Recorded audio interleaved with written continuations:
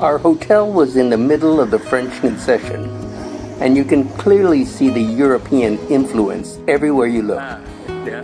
The French Concession was like a mini French city, with French police, a French language school system, and even French street signs. The plane trees that line the streets were originally planted by the French in the early 1900s to mimic the boulevards of Paris. The French Concession was the birthplace of the Chinese Communist Party. The first National Congress of the CCP was secretly held here in 1921. The French Concession became a safe haven for writers, revolutionaries, and future communist leaders who lived here under the noses of colonial authorities. But before we get started, Dim must have her morning coffee. Starbucks is the grandfather of coffee in China. But in 2017, a newcomer, Luckin Coffee, appeared. Today, Luckin's 22,000 kiosk outsells Starbucks' 8,000 cafes. Luckin's secret? No frills, low prices, fast service. It's good. Good? It was $2.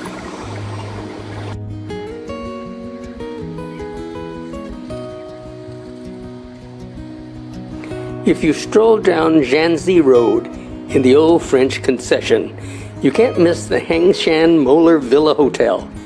It's a castle-like mansion straight out of a fairy tale. It was built in 1936 for Erich Moeller, a wealthy Swedish shipping magnate. According to local legend, the design came from a sketch his daughter drew after a dream. During World War II, the Japanese imprisoned the Moeller family, took over the villa, and reportedly used it as a clubhouse for their officers. After 1949, it became the Communist Youth League headquarters. In 1989, the building was listed for preservation, and after a full restoration, it was reopened in 2002 as a boutique hotel.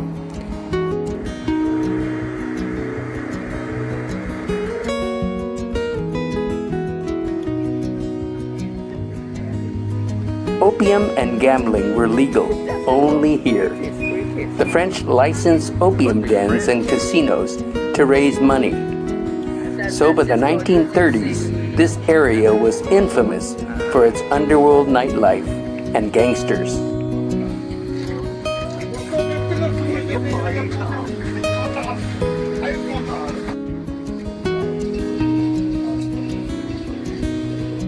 Shanghai's foreign concessions all practice racial discrimination.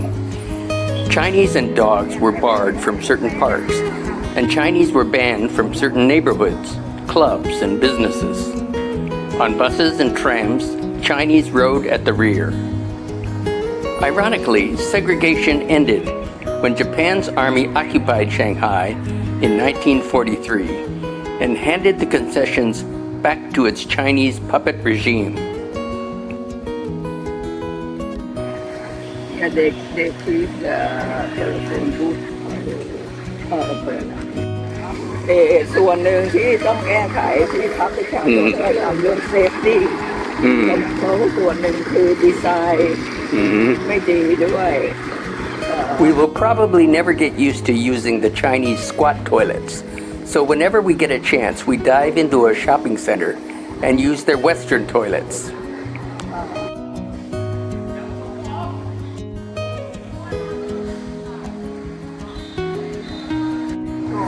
พวกนี้จอดแล้วไปไหน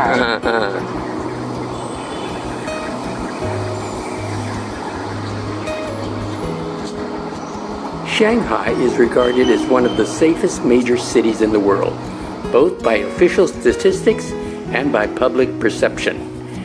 Crime levels in the city are consistently low, and residents report a strong sense of personal security. I also got that impression from talking to our guides. For example, it wasn't unusual to see a pile of packages dropped off on the middle of a busy street, awaiting pickup by their owners.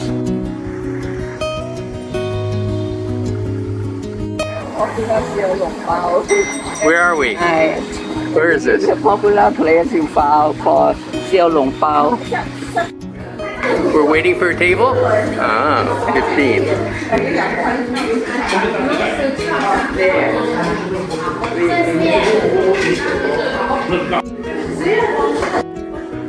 Visitors to Shanghai must try a tasty dish called Xiaolong Bao. They're small steamed dumplings filled with pork and hot soup inside. The soup forms when gelatinized meat broth inside melts during steaming. They're typically eaten with a bit of vinegar and thinly sliced ginger. Okay, what is this called? Xiao Long Pao. There's soup in it. Did you feel it? Yeah, it's hot.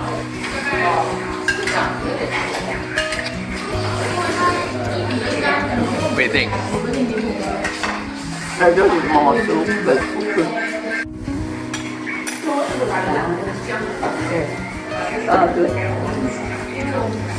So mix ไปแล้วก็คือจะ mix.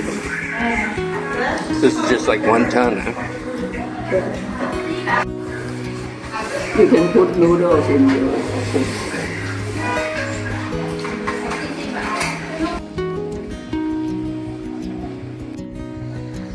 The history of the French concession goes back to the 1800s.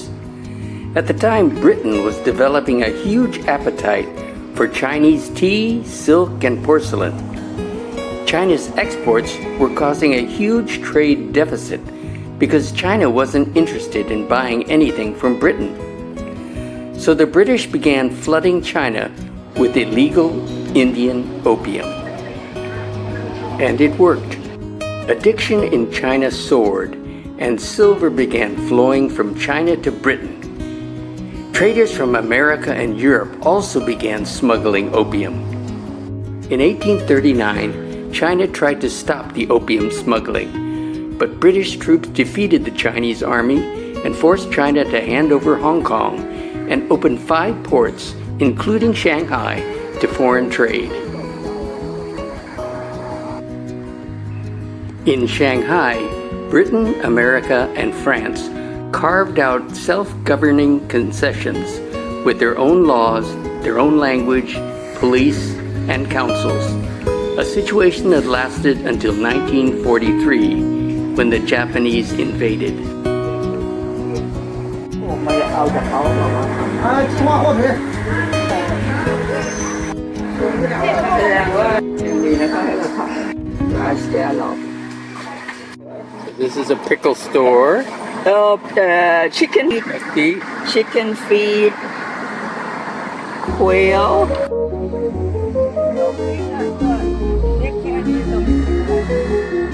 People here like to do takeout. Everywhere you see food packages waiting to be picked up by a delivery person.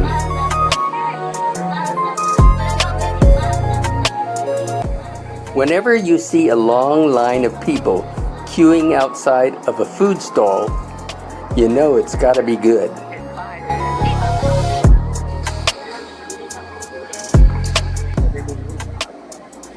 These little breakfast buns are called Shangjiang Bao. They are pan-fried on both sides and are filled with juicy pork and gelatinized broth, similar to soup dumplings, but with a yeast dough that's slightly thicker and chewier. And right next door was another long queue. We couldn't figure out exactly what they were selling, but it was probably something like this.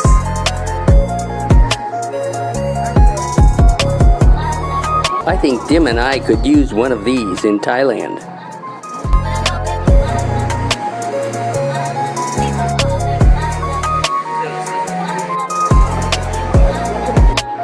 tea duck and soy sauce duck.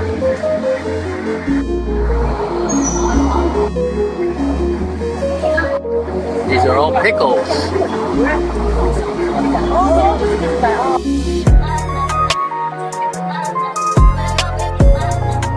Whenever we got tired of walking, we just used our Shanghai transportation card and hop on a bus.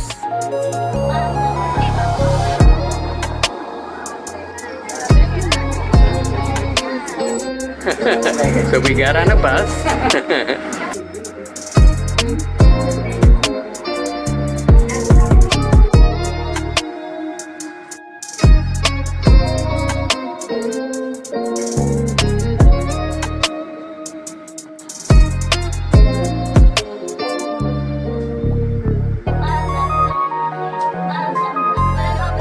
We used a map to plan out where we wanted to go, and the map app worked like a charm. I think A-Maps works in Thailand too, so you can try it out in Bangkok to get used to it.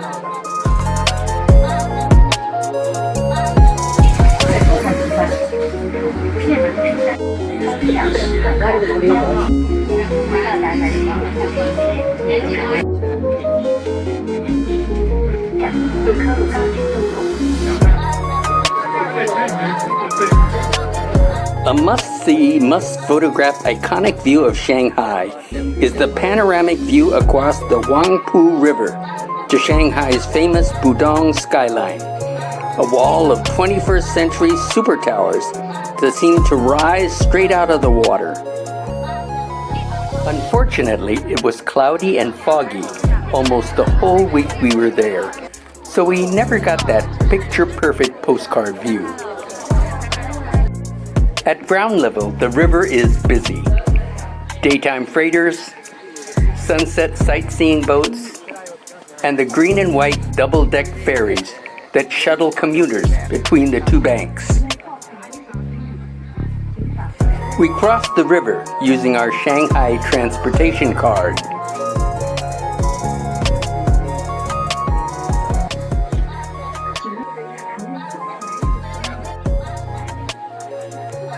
Then we hopped on the nearest bus to take us wherever it was going.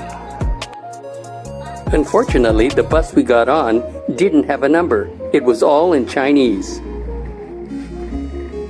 We got off the bus, went to a shopping mall, used their restroom. We got back on the bus going back to the ferry. But we had to ask people to help us because we couldn't read Chinese, and it's only in Chinese. So what are we doing now? We are going back, across the river, go back to Shanghai. On our way back across the river, every tower was outlined in colored lights, and their reflections shimmered on the water, turning the 1.5-kilometer Bund Promenade into one long open-air gallery of live cityscape photography.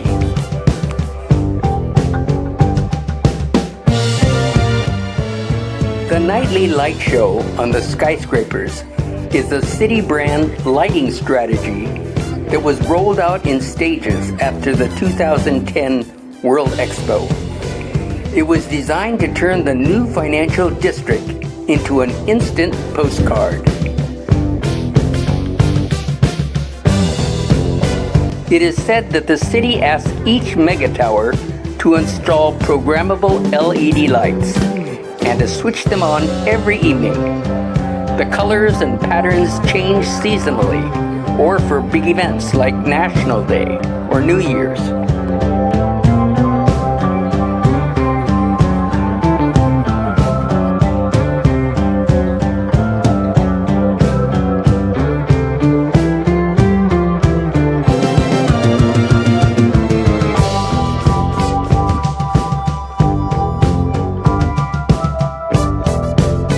On special occasions, artists are invited to create LED artwork on chosen facades. And of course, businesses can use the skyscrapers to advertise.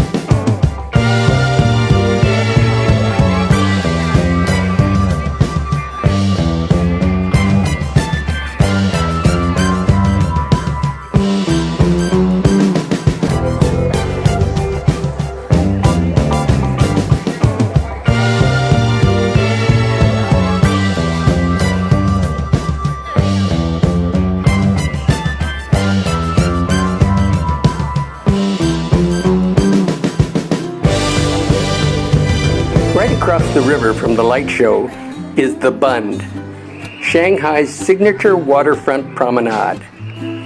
It's a 1.5-kilometer row of 52 historic buildings built around the 1900s.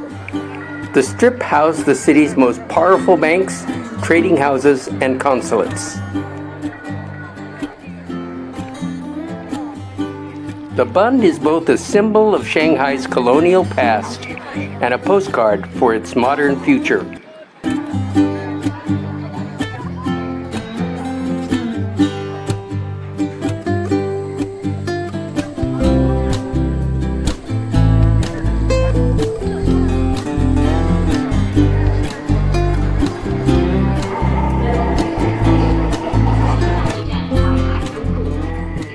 Supposed to go someplace that you found on the internet. So we walk past this one, a lot of people. So we try, and then the menu is in Chinese, so we don't understand any. So we try what they serve.